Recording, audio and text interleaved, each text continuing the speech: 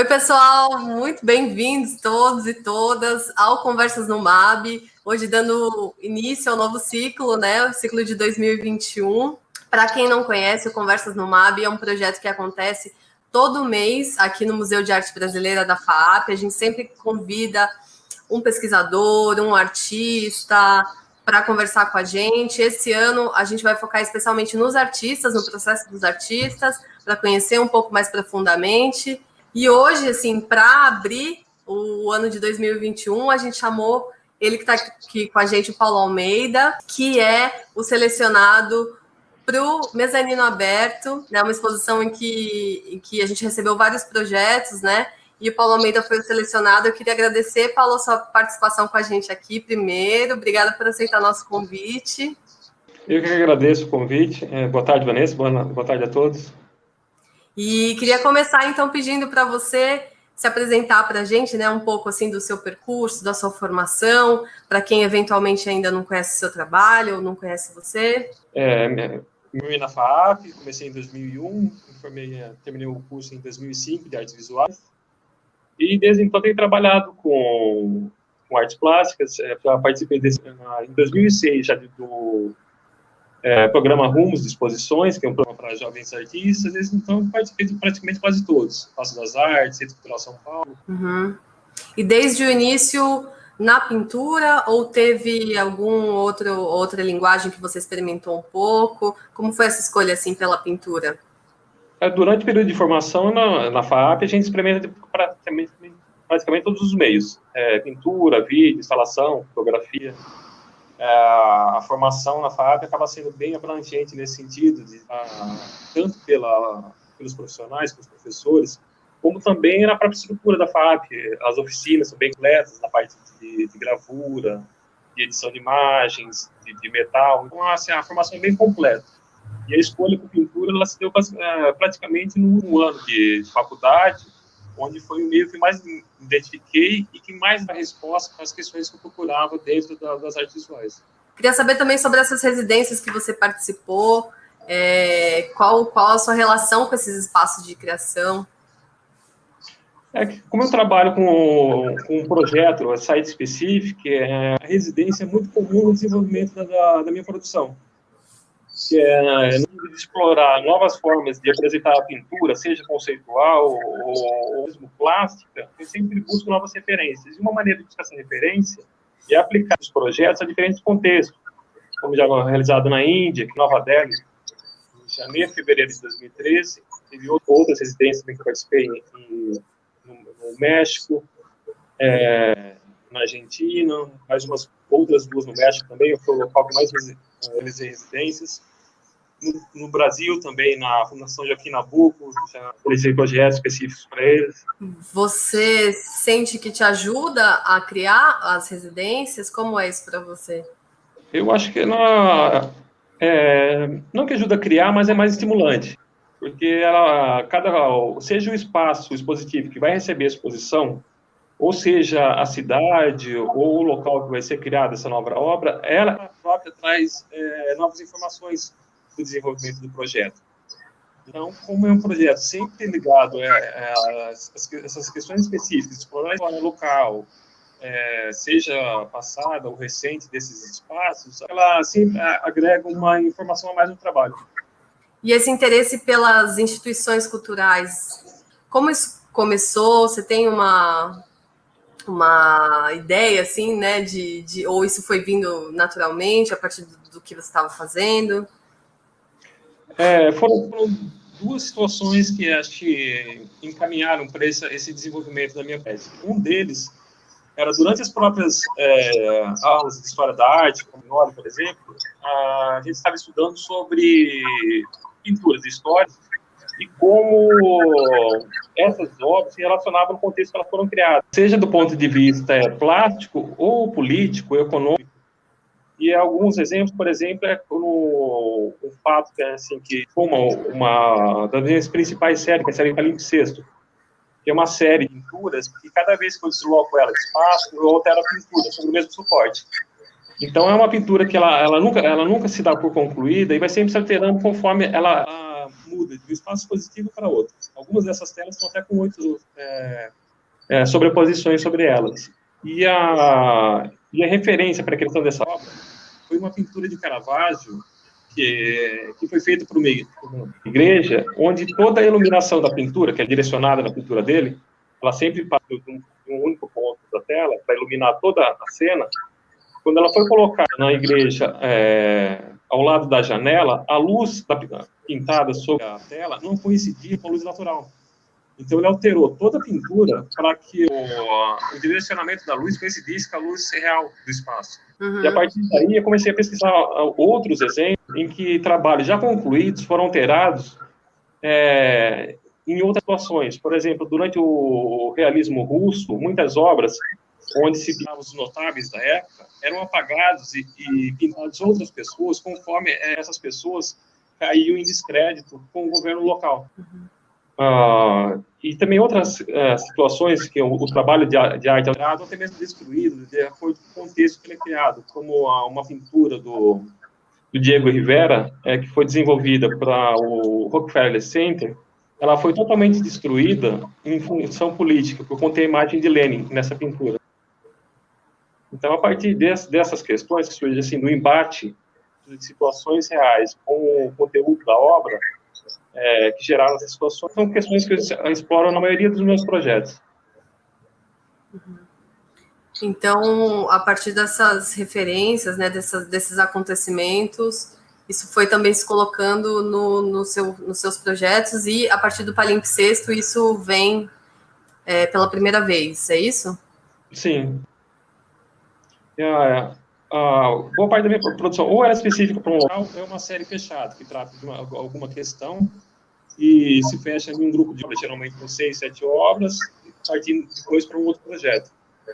E o palimpsesto era uma pintura que já existia, e aí, a partir do momento que ela foi apresentada num determinado local, você colocou ela em diálogo com o espaço, ou não? Você criou ela para aquele espaço, só para eu entender melhor. Ela parte da representação do ateliê, como se fosse um espelho. Todas elas têm a mesma medida, 2,10 m por 1 centro. São 20 telas que compõem essa série e elas são apresentadas individualmente, em tríptico, de acordo com o espaço disponível para elas. Quando o espaço é maior, geralmente manda o tríptico, em questão de ocupação de espaço. E elas sempre partem do ateliê e são repintadas sobre o mesmo suporte um instrumento do espaço em que elas estão. E essa intervenção sobre a tela é feita de uma maneira em que apareça um novo espaço e utilizando recursos teóricos, como preservação de linha, transparência, vai preservando um pouco dos espaços que elas passaram. Então, quando você vê uma tela, ela reflete o espaço em que você está presente, e mesmo ela mantém o registro por baixo da pintura dos outros locais.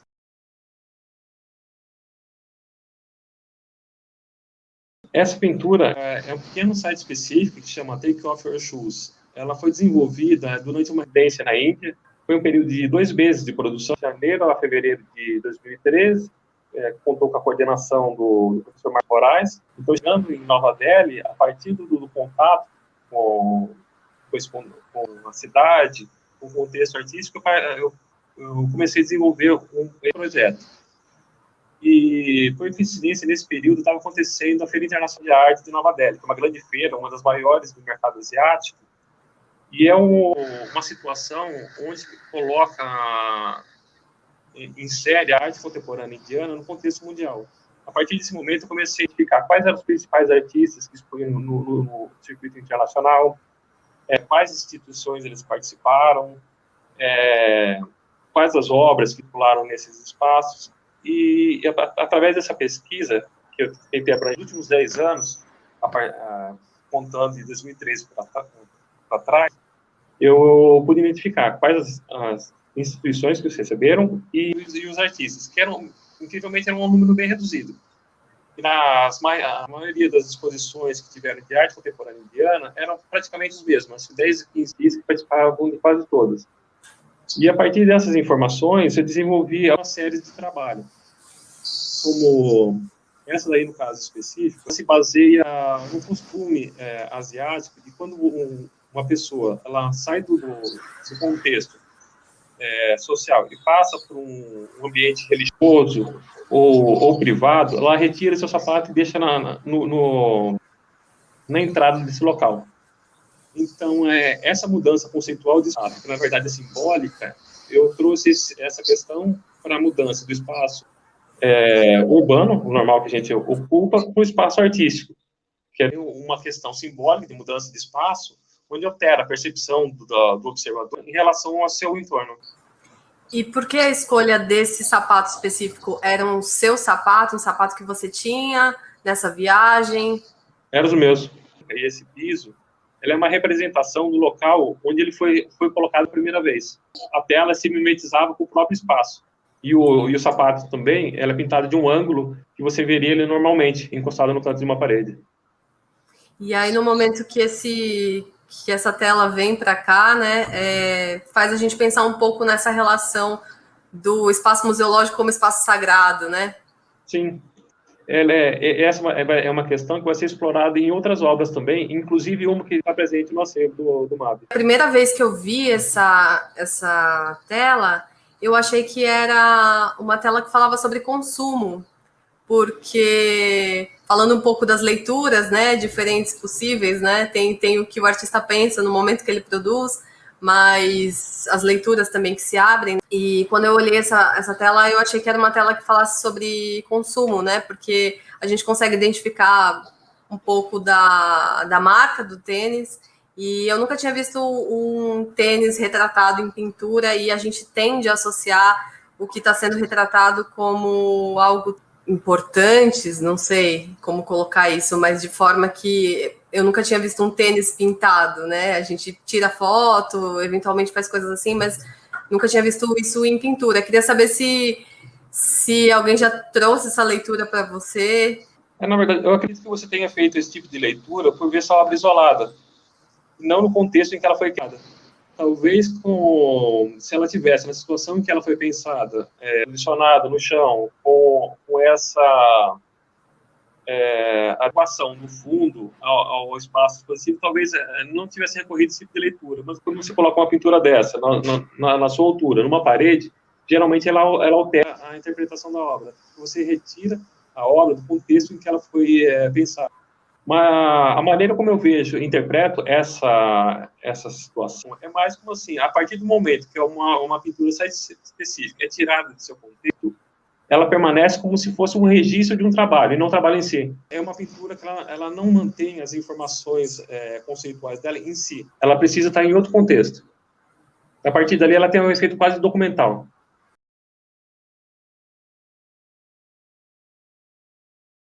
Essa pintura ela faz parte de uma série que ela chama The Museums in Indian Style, que ela se baseia num tradicional estilo de pintura indiana, que são as miniaturas, que são pinturas muito delicadas, feitas sobre seda, que apresentam uma arquitetura muito simplificada do espaço.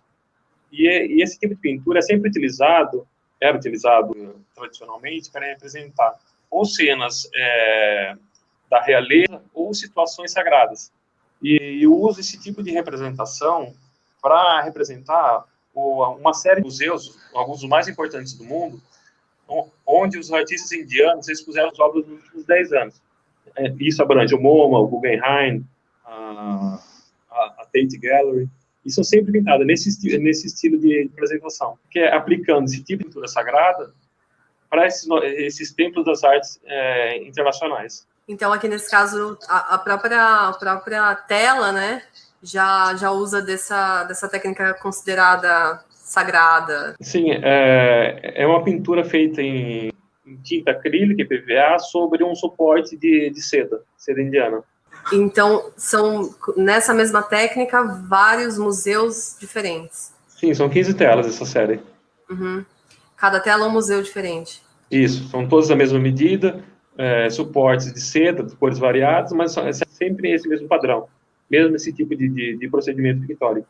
Queria também perguntar sobre a sua vivência na Índia, né? O tempo que você passou lá. Foi uma experiência muito distinta das que anteriormente. Mesmo que você faça uma residência, seja na Argentina ou no México, a raiz cultural nossa é muito próxima, as referências são muito próximas. No caso indiano, que vem de uma arte milenar, que tem uma outra matriz cultural, o processo de assimilação dessas novas informações foi diferente. Foi sentir mais dificuldade de entender e de buscar essas referências.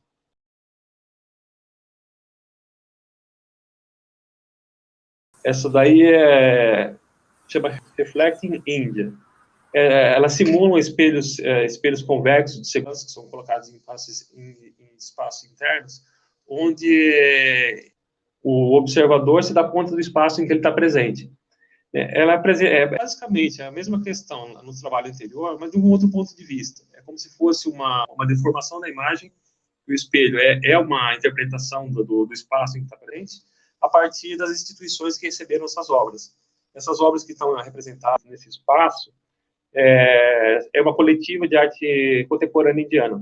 E essa pesquisa sobre as obras que fazem parte dessas instituições, né? Como isso acontece? Então, você tem que fazer uma pesquisa antes, né? Sobre as obras que cada instituição tem ou já apresentou, para colocar ali na sua pintura. Como funciona isso? Através de pesquisa nessas instituições, em galerias, em museus que receberam obras indianas nos últimos 10 anos. A partir de 2013, eu comecei a fazer essa pesquisa. A partir daí, eu fui colhendo material e desenvolvendo essas obras. E na produção mesmo, no momento de pintar, você faz uso do espelho ou não? Você só usa mesmo da perspectiva do seu conhecimento? Nesse caso, eu uso programas da internet. Eu pego uma imagem normal e na internet eu uso programas para dar esse efeito. A partir de trabalhar a imagem no computador, eu realizo a pintura. Você fala bastante, né, nesses trabalhos, acho que traz um pouco dessa questão da seleção dos museus, né, das obras que o museu seleciona, das obras que os museus acumulam. Também fala um pouco, né, sobre apagamento nas instituições culturais. Queria saber um pouco mais sobre isso, assim, sobre o seu posicionamento, as suas questões com relação às instituições culturais. Uma parte desses projetos específicos que ela trabalha com uma questão da memória. Ela reproduz, de uma maneira análoga, o funcionamento do museu, onde exposições, obras são adquiridas e boa parte dessa informação acaba se vendo nesse processo. Obras que permanecem no acervo, que nunca mais serão vistas, outras ganham destaque, partem para vários lugares.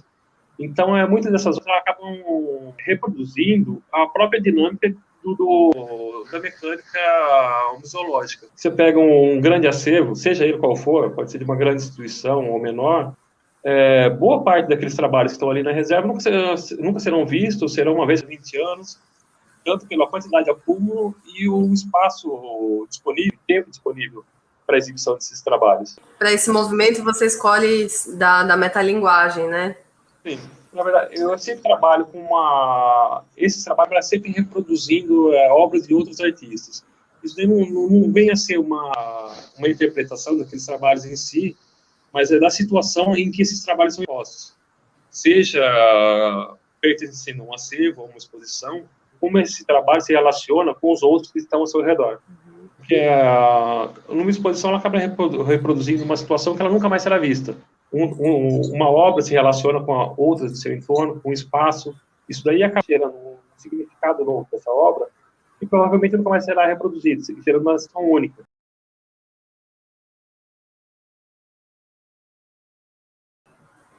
Paulo, a gente pergunta aqui queria saber de você quais as influências no seu trabalho, né? Se você sente que teve algum artista específico ou algum poema, alguma situação, enfim, algo que influencia, que você sente que influencia o seu trabalho até hoje.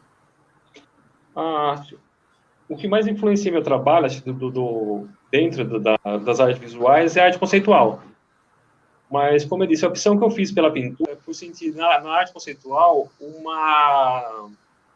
a falta de um aspecto sensorial na criação desse trabalho.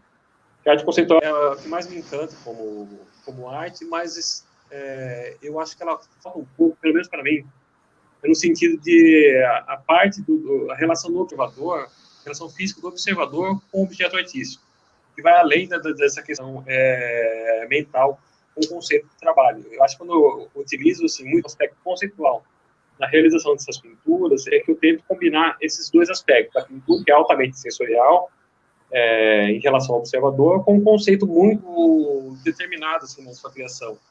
E meus trabalhos não deixam muita margem assim, para a interpretação visual. Assim, eu desenvolvo o projeto e a parte de pintura é algo como mecânico. O trabalho, antes de eu começar a pintar, ele já está definido. A parte de realização da pintura, assim, para mim, do ponto de vista do trabalho, é o que menos importa. Que tanto que o estilo de pintura que eu utilizo, ele varia muito de acordo com o projeto que eu realizo. Se pegar todas as minhas obras, tem uma diferença muito grande de procedimento de pintura. Assim, por exemplo, a Pixar é uma pintura muito mais rápida. Vendo pessoalmente, ela é muito menos trabalhada do que as pinturas como a série, por exemplo, do Utopia Tropical, onde eu realizo em AVE, o procedimento de pintura, até o material que eu utilizo é diferente, o tempo de realização do trabalho é diferente, porque a demanda da imagem é outra. E eu queria perguntar também para essa exposição aqui no Mezanino, como foi pensar esse projeto para cá e como está sendo a elaboração também, como está sendo esse momento de pintar. Assim, fora do aspecto assim, conceitual da obra, tem um aspecto afetivo muito grande que eu trabalhei no Museu de Arte Brasileira. Durante 2 anos fui monitor no museu. Então, muitas dessas obras que eu estou representando, eu tive acesso direto com elas. E tanto que esse período que foi bem os 2 últimos anos de faculdade, eu fui monitor não, estagiário na FAAP, eu lidei na parte de montagem, e quando a primeira vez que eu tive acesso a uma reserva técnica, que foi no Museu da FAAP, foi algo meio chocante e que acabou, assim, de certo modo, direcionando a minha produção. Porque, para um artista que tem uma visão romântica sobre a produção da obra e o contexto que o artista lida com a obra em si, ou é a exposição, ou é o ateliê onde ele produz. E a percepção da obra nesse contexto é muito distinta de quando você entra numa reserva técnica e vê milhares de obras colocadas uma do lado da outra, colocadas em tranel, como algo muito, muito frio e sistemático na maneira de lidar com essas obras. Então, ver a obra nesse contexto, para mim, assim, levantou muito questionamento como as obras são vistas nos mais variados contextos, econômico, cultural, religioso, até do ponto de vista da arquitetura, que os espaços que recebem essas obras influenciam a maneira como ela é vista. Então, eu sempre acabei tratando nos futuros projetos questões relacionadas a essa. Queria saber de você, assim, estando há tanto tempo nessa profissão, para quem está assistindo e eventualmente também quer ser artista, também quer seguir nesse caminho, se você tem algo a dizer para eles a partir da sua experiência. Acho que como produção de obras, assim, para artistas, acho que a parte essencial é mais a leitura e pesquisa a respeito do movimentos artísticos, de obras, que ele gosta, não sabe, às vezes eu gosto de um artista, não sei muito bem por quê, por uma questão estética, se aprofundar nas questões desse artista, no período em que esse artista produz essa obra, quais são os outros artistas que estavam trabalhando com ele, o contexto que a obra foi criada. Acho que isso aumenta a experiência tanto do artista como do observador em relação àquele objeto que ele está vendo. Eu acho que é o principal. Depois, no sentido de produção de obra, isso daí, a questão técnica, depois ele vai procurar de acordo com a necessidade dele. Quais são as questões que motivam o futuro artista e qual o meio mais apropriado para desenvolver essa linguagem. Pode ser fotografia, vídeo, dependendo do trabalho, ele pede que ele vai ser realizado. Acho que não é o contrário. Você quer pintar, vai escolher o que você fazer. Eu acho que sempre o trabalho ele pede um meio de se expressar. E eu acho que a minha última pergunta seria, tudo que você falou me trouxe muito também essa relação com o que fica escondido, né, dentro das reservas, do que é escolhido para ser exposto, que é escolhido para ficar guardado, né? Então, eu queria saber também sua visão sobre isso, sobre como as instituições lidam com o que está guardado, com o que está na reserva. Na verdade, quando eu faço esses trabalhos, eu não apresento assim, uma solução que seria ideal para isso. É mais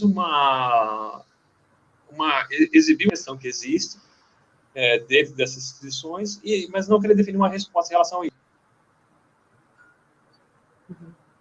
Que o acúmulo de trabalho também é uma questão que é muito estudada também por profissionais da área, que e muitas vezes acaba gerando uma situação quase sustentável em grandes instituições que mantêm um acervo de centenas de milhares de obras, onde os 2 ou 3% dessas obras são vistas anualmente. Assim, como que se resolve uma questão dessa? Sabe, isso é algo muito para se pensar e para ser discutido dentro do ambiente acadêmico quanto do artístico. Bom, acho que é isso. Queria agradecer muito, muito a sua participação aqui, seu tempo. Eu agradeço o convite para a conversa, também a seleção para o projeto do exame também, que é um prazer estar participando. Está voltando para a instituição que eu me formei, está expondo no museu, que eu trabalhei como estagiário, e agradeço o convite e a oportunidade de estar falando com vocês. Obrigada a você, Paulo. Obrigada mesmo. E a gente se vê, então, na sua exposição aqui na FAAP. Sim, até breve. Até.